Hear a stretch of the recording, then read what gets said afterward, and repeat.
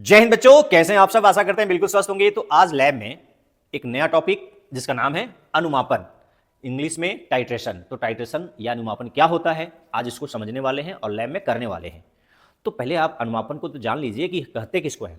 तो सब सिंपल सा डिफिनेशन है, क्या है? ज्ञात विलयन की सहायता से अज्ञात विलयन की मोलरता या सांद्रता ज्ञात करना ही अनुमापन कहलाता है। यानी एक अज्ञात विलयन होता है, एक ज्ञात, जिसको जिसको ज्ञात विलयन बोलते हो आप, उसको मानक विलयन या स्टैंडर्ड सॉल्यूशन ही बोलते हैं। उसकी सहायता से अननोन विलयन, जो हमें पता नहीं है, उसकी मोलरता और या सांद्रता ज्ञात करना ही अनुमापन कहलाता है। तो क्लास 11th में आपके अम्ल क्षार अनुमापन है और क्लास 12th में रिडॉक्स अनुमापन है। टाइट्रेशन इंग्लिश में बोलते हैं, मैं बार बार टर्म यूज करूंगा, दोनों में से कोई भी तो आप समझ जाएंगे।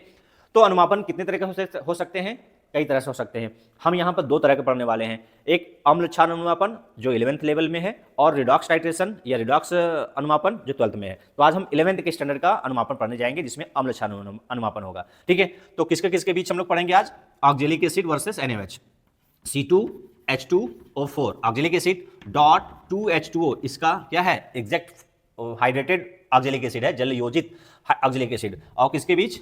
NaOH क्षार, ये अम्ल ये क्षार, इसके बीच अनुमापन करेंगे। ये आपका होगा मानक विलयन जिसका बनाएंगे, ये नोन होगा सॉल्यूशन, इसकी मोलरता में ज्ञात होगी, इसकी अज्ञात होगी, इसको निकालना होता है। ठीक है, तो ये आज हम अम्ल क्षार का अनुमापन पढ़ेंगे। तो ज्ञात विलयन यानी मानक विलयन बनाने कैसे हैं, उसका ऑब्जेक्टिव कैसे लिखते हैं, आइए मैं लिख कर आपको ऑब्जेक्टिव बता देता हूं कि ऑब्जेक्टिव किस तरह से लिखा जाएगा और आपको क्या करना, कितना गणना इसकी मानक विलयन बनाने के लिए कितना लेना होगा, इसको समझकर फिर प्रैक्टिकल लैब में तो मैं ही हूं, लेकिन आगे प्रोसीजर लैब में करके दिखाऊंगा। तो चलिए देखते हैं। देखिए, आपको ऑब्जेक्टिव यानी उद्देश्य क्या मिलेगा? ऑक्जेलिक अम्ल का m/20 सांद्रता का 100 ml, यहां पर आयतन बदल सकता है, 250 ml, 500 ml, यानी कितना भी ml बनाना हो, 250, 100, कुछ भी ml बनाना हो। ठीक है, देख लीजिए। तो हम यहां पर 100 ml बनाएंगे। 100 ml विलयन बनाकर इसकी सहायता से अनुमापन विधि द्वारा क्या करना है? अनुमापन विधि द्वारा दिए गए NaOH सोडियम हाइड्रोक्साइड की विलयन की मोलरता एवं सांद्रता ज्ञात कीजिए। ये क्या है? उद्देश्य है। यानी मानक विलयन बनाना है ऑक्जेलिक एसिड का, और अज्ञात विलयन क्या है? NaOH। तो ज्ञात विलयन की सहायता से क्या करना है? अज्ञात विलयन की सांद्रता या मोलरता ज्ञात करना है। आप मानक विलयन 100 ml बना सकते हैं, 50 ml बना सकते हैं, जितना रिक्वायरमेंट उतना बना सकते हैं। तो हाँ, आज हम 100 ml बनाएंगे, 250 ml बना सकते हैं, 500 ml बना सकते हैं, 1 लीटर बना सकते हैं, कुछ भी बना सकते हैं। मैं तो रिक्वायरमेंट आपकी जैसी हो। ठीक है, तो उसके लिए आपको गणना करना पड़ेगा कि ऑक्जेलिक एसिड का क्या करना है कि मानक विलयन बनाने के लिए रिक्वायर्ड वेट यानी आवश्यक मात्रा कैसे निकालते हैं, उसके लिए गणना के लिए फार्मूला क्या यूज करते हैं। तो ऑक्जेलिक एसिड का मानक विलयन बनाना है तो उसके लिए फार्मूला देख लीजिए। आवश्यक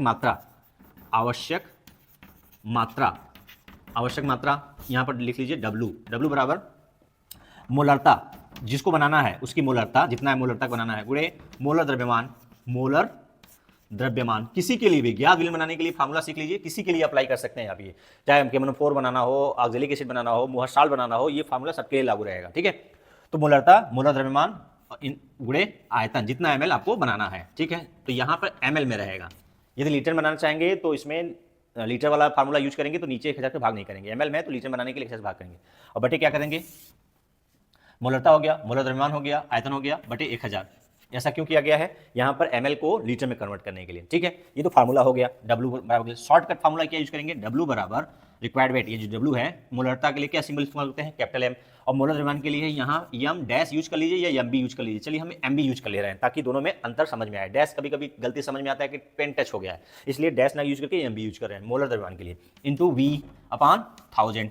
अब इस फार्मूले को क्या करना है? किसी के लिए अप्लाई कर सकते हैं। तो आप आज आपको बनाना किसका है? ऑक्जेलिक एसिड का। तो ऑक्जेलिक एसिड के लिए यहाँ पर कितना मोलरता है? M/20 यानी 1/20। मोलर द्रव्यमान आपको निकालना होगा इसके फार्मूले से। फार्मूला क्या है? C2H2O4। ये तो ऑक्जेलिक एसिड है, लेकिन इसमें 2 मोल्स किसके होते हैं? वाटर के। तो डॉट 2H2O, तो इसका मल्टीप्लाई, इसका मोलर मास निकालेंगे तो कितना आएगा? करके देखेंगे तो 126 ग्राम। कितना आ गया? 126 ग्राम। तो इसमें रख दीजिए, कितना ml बनाना है? 100 ml बनाना है। ठीक है, ml को लीटर बनाने के लिए 1000 से भाग किया गया है, तो W निकल जाएगा। तो रख कर देखते हैं, रखिए और देखते हैं। देखिए, रिक्वायरमेंट आपकी बनाना कितना है? 1/20। कितना ml? 100। तो यहाँ रखिए, तो W बराबर हो जाएगा, मोलरता कितना है? 1/20। मोलर मास उसका कितना है? 126। कितना ml बनाना है? 100 ml बटे 1000 लीटर में बनाने के लिए। तो इसको सॉल्व करिए, 1 से 1 2 जीरो कट गया, फिर नीचे बचा है 20 × 10 126 बटे 200।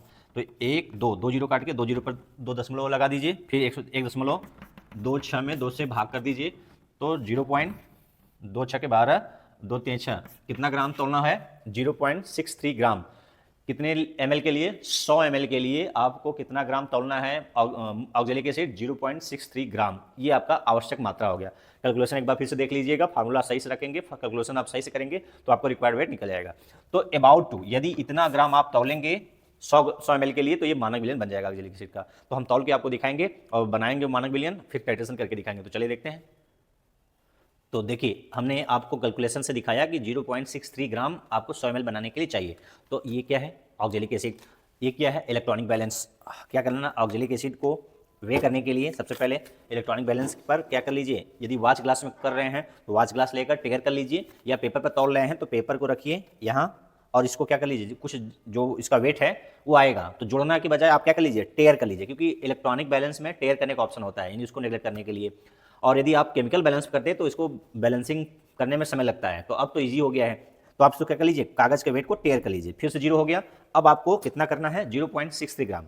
तो 0.63 ग्राम हम क्या कर लेते हैं, इस पर पेपर पर पलट लीजिए साल्ट को, चाहे तो आप साल्ट सीधे ले लेते हैं। तो अब हम इसको ऐड करते जाएंगे और 0.6 ग्राम यहाँ पर तौल लेते हैं। ठीक है, देखिए ज़्यादा हो गया तो निकाल लीजिए। ठीक है, आपको लगभग 0.63 ग्राम क्या करना है, तौलना है।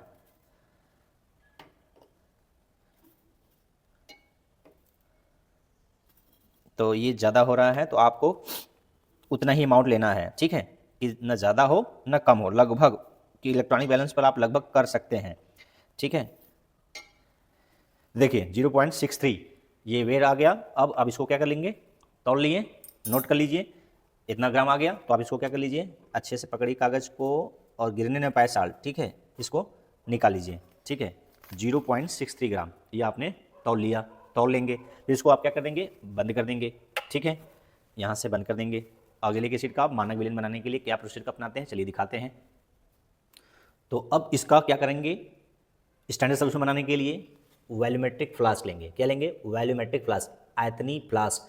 इस फ्लास्क का नाम जान लीजिए, ये स्टॉपर सहित है। स्टॉपर सहित वॉल्यूमेट्रिक फ्लास्क में क्या करेंगे, इस साल्ट को जो हमने वे किया है इसको क्या करेंगे, डिजॉल्व करेंगे। कैसे डिजॉल्व करेंगे? फनल की सहायता से पहले इसको क्या कर लीजिए, ट्रांसफर करिए इसमें। कैसे करेंगे, थोड़ा सा प्रोसीजर जान लीजिए। ये साल्ट जो आपने वे किया है इसको अच्छे से भीगने ना पाए, साल्ट पेपर में न लगे, इसको फनल में क्या, फनल की सहायता से डालिए। ठीक है, इसको वॉच ग्लास में भी कर सकते हैं, क्योंकि इसमें वॉच ग्लास में बहुत कम चिपकता है, कागज़ भीगा हो सकता है। अब ये फनल में देखिए ये चिपक गया है, तो आप क्या करेंगे, पहले थोड़ा सा पानी डालेंगे फनल के चारों तरफ से, कि ये साल्ट क्या हो जाए पूरी तरह से, इसमें साल्ट नहीं है ऑक्जेलिक एसिड है, तो ये सैंपल को आप कलेक्ट कर लेंगे अंदर। ठीक है, ऐसे पानी डालेंगे वॉश बॉटल से कि ये जो चिपका हुआ है सब नीचे आ जाए। अब इसका काम खत्म, इसको बाहर कर लीजिए, हटा लीजिए। देखिए यहाँ पर साल्ट, बार बार हम साल्ट कर दे रहे हैं तो आप कंपाउंड ही समझेंगे, कोई भी कंपाउंड जो आप बना रहे हैं मानक विलयन। इतना जो आ गया, थोड़ा सा पानी लेकर इसको क्या करेंगे, डिजॉल्व करेंगे। ध्यान दीजिएगा, आपको कितना ml बनाना है, 100 ml। तो ये हमारे पास 500 ml का भी है, ये देखिए बड़ा वाला 500 ml का, 500 में बना सकते हैं। 250 का भी आता है, 1 मिनट में 250 वाला भी दिखा रहा हूँ। ये देखिए ये 250 ml का है, ये देखिए 100 ml का है। तो हमारे पास 3 कोनिकल फ्लास्क है, सॉरी वॉल्यूमेट्रिक फ्लास्क है, लेकिन हम कितना ml बना रहे हैं, 100 ml। यदि 250 बनाना है तो इसमें बनाते हैं, कौन 500 बनाना होता है तो बड़े वाले बनाते हैं। ठीक है, इस तरह से आप मानक विलयन बनाकर टाइट्रेशन करेंगे। ठीक है, अब इसको क्या करना है, जो कंपाउंड है इसको क्या करेंगे, अच्छे से घोलेंगे, फिर मेकअप करेंगे 100 ml। ठीक है, कितना तक, निशान बना है, एक रिंग बना है, उस निशान तक ध्यान से देखिएगा, ये रिंग, ठीक है ना, इस रिंग तक ही ये 100 ml है, जितना ml उस पर लिखा है उसके ऊपर एक रिंग बना होगा, उतने ml का वो सोल्यूशन यानी वो पात्र होगा, वेसल होगा। ठीक है, तो इसको पहले क्या कर लेते हैं, डिजॉल्व कर लेते हैं। डिजॉल्व करेंगे, ऐसे डिजॉल्व अच्छे से कर लेंगे, फिर उसके बाद क्या करेंगे, मेकअप करने जा रहे हैं। देखिए लगभग घुल गया है, अब इसको हम पानी ऐड करते जाएंगे वॉश बॉटल से, लेकिन निशान के पहले सावधानी से ऐड करेंगे कि उससे एक सीड बाहर ना निकल जाए। ठीक है, देखिए अभी थोड़ा सा बचा हुआ है, उसको अच्छे से घोल लेंगे। होमोजीनियस सोल्यूशन होना चाहिए, नहीं तो रीडिंग गड़बड़ आएगी। ठीक है, तो ये हमने क्या कर लिया, इसको डिजॉल्व कर लिया।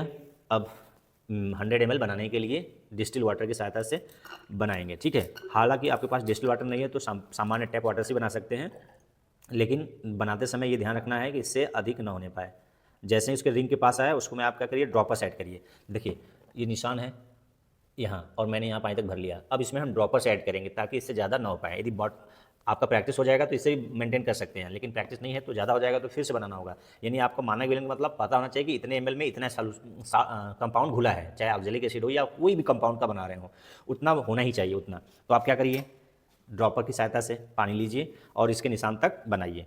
तो अब इसको क्या कर लीजिए, मैं इसको बॉटल खोलता हूँ, ठीक है, और यहाँ से ये, ठीक है, धीरे धीरे ऐड करेंगे कि उसका लेवल उससे अधिक न होए। देखिए अभी थोड़ा सा बचा है। अच्छा, लोअर मिनिस्कस लेना है कि अपर मिनिस्कस, ये समझते हैं बात को। जब क्लियर सोल्यूशन या ट्रांसपेरेंट सोल्यूशन है तो उसका क्या लेते हैं, लोअर मिनिस्कस, या निशान के तक ही लेना है, ठीक है, ड्रॉप वाइज ऐड करना है।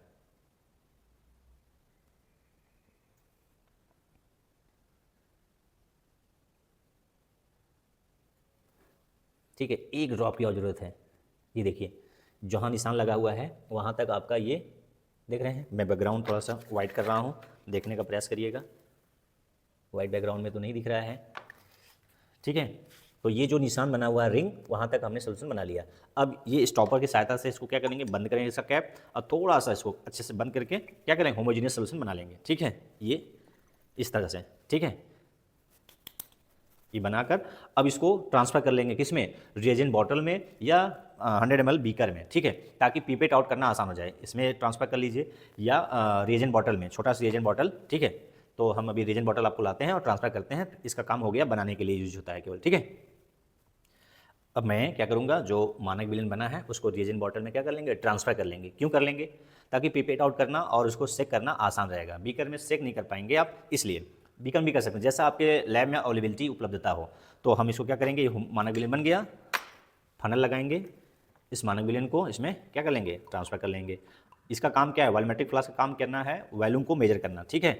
मेजर करने के बाद आपको क्या करना है, पीपेट आउट करने के लिए किसी पात्र में, ऐसे पात्र में रखना है ताकि पीपेट करना आसान रहे। यदि इसमें से पीपेट आउट करते हैं हम, देखिए रिएजेंट बॉटल ले लिया, इसमें से क्यों हमने ट्रांसफ़र कर लिया, इसमें हम बार बार खींचेंगे तो ये इसका नोजल क्या होता है, टूट जाता है और आसान भी नहीं रहता खींचना। इसलिए केवल मापने के लिए है, तो मापन काम हो गया। अब इसको धोकर हटा लेंगे, तो बाद में इसको हम धो लेंगे सॉरी। अब क्या करना है, पीपेट लेना है, ठीक है, पीपेट आउट करना है, लेकिन उससे पहले आपको क्या करना है, ब्यूरेट में। अच्छा, मैंने आपको ऑपरेटर्स नहीं दिखाया कि क्या क्या यूज हो रहा है। ये क्या है, पीपेट, यहाँ पे भी कितना ml बना है, ये निशान बना है 10 ml का।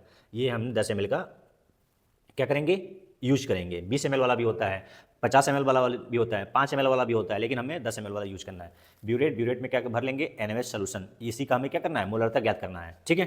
तो मैं ऑपरेटर्स में आपको एक बार फिर से दिखा दूँ, ऑपरेटर्स एक बार फिर से आप देख लीजिए। ये ब्यूरेट स्टैंड है, ब्यूरेट स्टैंड में हमने क्या कर लिया है, ब्यूरेट को लगाया था। अब इसको क्या करेंगे, जिस सोल्यूशन को इसमें लेना है उसको क्या कर लेंगे, तो हमें इसमें क्या लेना है, NaOH लेना है। तो इसको इससे थोड़ा सा रिंज कर लेंगे। रिंज का मतलब इस पर इस सोल्यूशन का कोटिंग करा लेते हैं। तो कोटिंग करने के लिए क्या करेंगे, थोड़ा सा सोल्यूशन लेंगे इसमें, ठीक है, इसमें भर लिए। अब इसको ऐसे रोटेट कर देंगे सोल्यूशन को कि इसके ऊपर एक कोटिंग इसकी चढ़ जाए, ठीक है। देखिए इसमें सोल्यूशन लिया मैंने, अब इसको क्या कर रहे हैं, थोड़ा सा इसको ऐसे कर लेंगे कि ये इसके ऊपर एक कोटिंग आ जाए, ठीक है। तो ये हमने कोटिंग कर लिया, अब इसको बाहर कर लिए, ठीक है। तो इस पर इसके अंदर इनर वॉल में क्या हो गया, NaOH का एक कोटिंग हो गया। अब इसको क्या कर लेंगे, इसको लगा लेंगे इस तरह से कि रीडिंग आपके सामने दिखे, थोड़ा सा अच्छे से ये लगाया और यहाँ पर ऐसे, ठीक है। बिल्कुल पैरेलल होना चाहिए, क्या होना चाहिए, बिल्कुल सीधा होना चाहिए। और ये जो इसका रीडिंग है आपके सामने होना चाहिए, बिल्कुल सीधा है। और ये जो बेस है, बेस का चौड़ाई आपके सामने होना चाहिए, ताकि ये वाइट वाले पर जो कोनिकल फ्लास्क लें तो आपको रीडिंग जो कलर आए इन पॉइंट अच्छे से दिखे। तो क्या क्या लेना है, ब्यूरेट हो गया, burette stand, pipette, conical flask जिसमें टाइट्रेशन परफॉर्म करना है, ठीक है। रिएजेंट बॉटल में मानक विलयन लिया है, फनल जिसके सहायता से NaOH आप भर सकते हैं या डायरेक्ट भर सकते हैं बीकर से, ठीक है। और इंडिकेटर में क्या चाहिए, फिनोप्थलीन। तो लेके आते हैं, आपको दिखाते हैं, टाइट्रेशन करके दिखाते हैं। देखिए ये है फिनोप्थलीन सोल्यूशन, यानी इंडिकेटर काम करेगा। तो इसमें क्या कर लेना है भाई, NaOH को भर लेना है। NaOH इसमें भर लीजिए, कितना तक, 0 तक। यदि ये यहाँ से ड्रॉप करके निकलना स्टार्ट किया कर देगा तो गड़बड़ हो जाएगा। इसलिए इसको क्या कर लीजिए, नोजल को टाइट कर लीजिएगा, इस जो यहाँ स्टॉपर है इसको टाइट कर लीजिएगा ताकि ये ड्रॉप लीक ना हो। लीक हो गया तो आप इसको सही कर लीजिएगा। अच्छा, ऐसा ब्यूरेट लीजिएगा जिसमें लीकेज ना हो, ठीक है। आपको इसमें कितना तक भर लेना है, 0 पूरा। और एयर बबल नहीं होना चाहिए, यदि एयर बबल है तो उसको क्या कर लीजिएगा, हटा लीजिएगा, ठीक है, आप थोड़ा सा 0 से ऊपर तक भर लीजिए। उसके बाद एयर बबल है या कुछ और है, यहाँ पर एकदम कंटिन्यूस सोल्यूशन होना चाहिए, कहीं पे गैप नहीं होना चाहिए। तो ज़्यादा हो गया है तो इसको यहाँ से निकाल कर 0 लेवल कर लीजिए। यहाँ भी लोअर मिनिस्कस लेना है, यानी निशान को टच करता हुआ लेवल रहे, ठीक है। ये तो हमने ऐसा, आँख हमेशा लाइन के जो आप देख रहे हैं उसके पैरेलल होना चाहिए। यदि आपकी लंबाई कम है तो इसको नीचे कर लेंगे और उस लेवल को देखेंगे, ठीक है। लोअर मिनिस्कस क्लियर सोल्यूशन के लिए, तो NaOH क्या है, क्लियर सोल्यूशन है। अब हमने क्या कर लिया, भर लिया। अब क्या करना है, ऑक्जेलिक एसिड का सोल्यूशन लेना है। इसको थोड़ा सा क्या करना है, इसको भी रिंज करना है एक बार। रिंज करने के लिए थोड़ा सा क्या करना है, शक करिएगा, ठीक है। शक करने के बाद इसमें सोल्यूशन थोड़ा सा आ गया। रिंज क्यों किया जाता है, इसका भी कारण आप प्रिकॉशन जब लिखते हैं ना उसमें पढ़िएगा कि रिंजिंग इसलिए किया जाता है कि इसमें जो इनर वॉल है उस पर कोटिंग हो जाए, ताकि कंटामिनेशन या कुछ दूसरा सोल्यूशन रहे या पानी रहे तो उसमें कोई फर्क ना आए वॉल्यूम का, ठीक है। तो इसको भी क्या कर लेते हैं, रिंज कर लेते हैं एक बार, ठीक है। तो ये रिंज करने के बाद इसको फेंक देना है, ठीक है। इससे क्या करना है, टेनेबल पिपेट करना है। ऐसा पिपेट करना है कि आपके मुंह में न जाए। तो प्रैक्टिस पहले पानी से कर लेना है आपको। प्रैक्टिस कैसे कर लेना है, रोकने के लिए पानी से। तो जब प्रैक्टिस हो जाएगा तब ऑक्जेलिक एसिड या कोई अननोन सोल्यूशन आप या मानक विलयन लेंगे। तो देखिए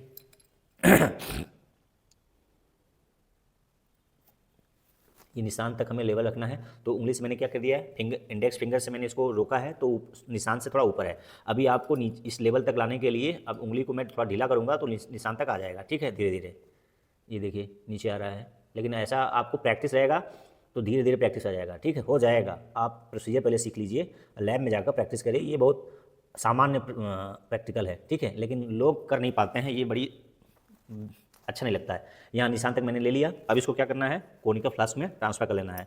ये कर लिए। अब इसमें इसके नोजल पर कुछ 2 बूंद लगे हैं, तो मुंह से फूकना नहीं है। इसके बॉटम में क्या करना है, 2-3 बार टच करा लीजिए, जितना निकलना होगा निकल आएगा। इसका नोजल इसके कोनिकल फ्लास्क के बॉटम में टच करा दीजिए, जितना निकलना होगा निकल आएगा, ठीक है ना। फूकना नहीं है। अब इसको अपने हाथ से क्या करना है, दूर रख देना है, ठीक। अब इसमें क्या करना है, 2 बूंद इंडिकेटर डालना है, किसमें, जो आपने मानक विलयन लिया है। तो 2 बूंद इंडिकेटर डालते हैं, फिर उसके बाद टाइट्रेशन करते हैं, ठीक है। 1 2, ठीक है, 2 बूंद इंडिकेटर डाल दिया। अब इसमें NaOH का 0 लेवल हो गया है। अब इसको राइट हैंड साइड पकड़ेंगे, इसको लेफ्ट हैंड में आपका स्टॉपर रहेगा। इसके अंदर क्या करेंगे, ले जाएंगे। यहाँ पर देखिए, थोड़ा सा इसको जूम करिए यस।